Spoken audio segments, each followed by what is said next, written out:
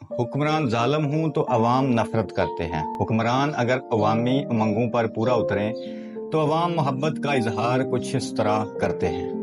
ایرانی صدر ابراہیم رئیسی 20 مئی کو سرحدی علاقے آذربائیجان میں ہیلی کاپٹر حادثے میں شہید ہوئے۔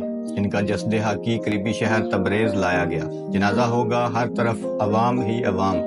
ذرا یہ مناظر دیکھیں، ان کا آخری جنازہ نہیں بلکہ پہلا جنازہ ہے۔ تبریز کے بعد ان کا جسد حقیقی قم المقدس، اس کے بعد دارالحکومت تہران اور پھر 23 مئی کو مشہد مقدس میں ان کی تدفین ہوگی۔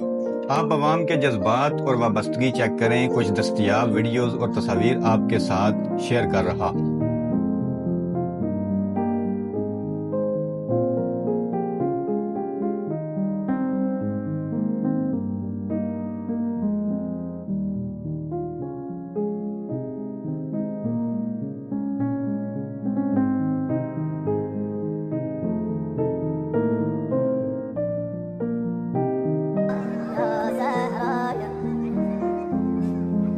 سر هر آنچه عاشق حیدر شود روزی به خاک کوچه میافتد، گواه هم قصه زهراست. اینا سادات بودن، مثل مادرشون هم پر کشیدن.